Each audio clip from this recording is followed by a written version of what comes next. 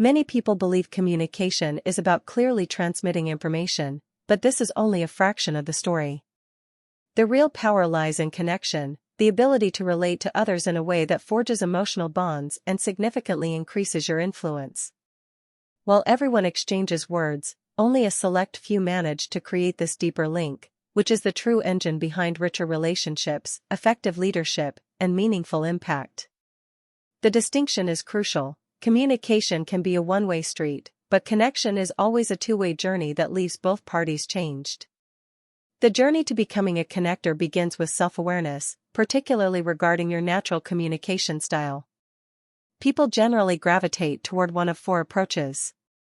Relators prioritize harmony and personal stories, building rapport through shared experiences but sometimes avoiding necessary conflict.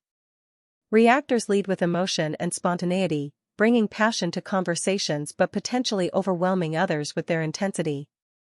Accommodators are the helpful diplomats, focused on meeting others' needs, yet they risk neglecting their own in the process.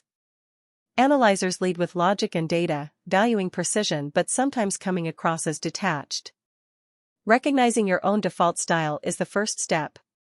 It allows you to leverage your innate strengths while consciously compensating for your blind spots, and, more importantly, to recognize and adapt to the styles of others, creating a bridge where misunderstanding might otherwise reside.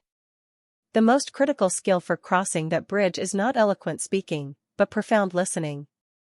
This is the non-negotiable foundation of all connection. Yet, genuine listening is routinely sabotaged by internal barriers. We listen with a distracted mind, already formulating our next point. We listen through the filter of our own ego, turning another's story into a prompt for our own. We listen with insecurity, more concerned with how we are perceived than with understanding the other person. And we listen with judgment, closing our minds before the other has even finished. Overcoming these habits requires a disciplined shift from self-focus to other-focus. It means practicing mindfulness in conversation, using eye contact and reflective statements to confirm understanding, and consciously valuing the person in front of you enough to quiet your own internal monologue. When people feel truly heard, they feel valued, and trust, the currency of connection, naturally accumulates. With a listening mindset in place, the next step is to craft your message with your audience at the forefront. A powerful message is not about what you want to say, but what they need and are ready to hear. This demands empathy and preparation. Who are they? What are their hopes, challenges, and current level of knowledge? A message about financial planning will land differently with recent graduates than with retirees. The core principles may be similar, but the connection points must be tailored. Relevance is the hook that captures attention. Use language they understand, examples they relate to, and frame your points around their benefits. Brevity, clarity, and vivid storytelling are your tools to make the message not just understood, but remembered and felt.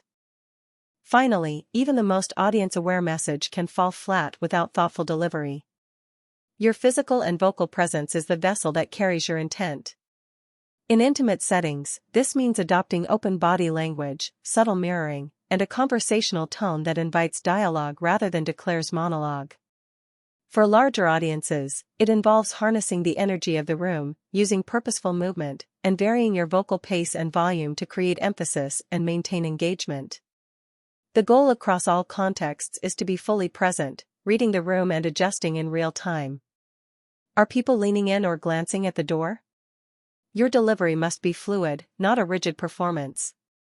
Ultimately, connecting is about energy transfer. It's ensuring that your care for the subject and respect for the audience is felt, not just heard. Mastering connection is not a single technique but a holistic practice that integrates self-awareness, selfless listening, audience-centric preparation, and authentic delivery. It transforms communication from a transactional exchange of data into a transformational experience of shared understanding.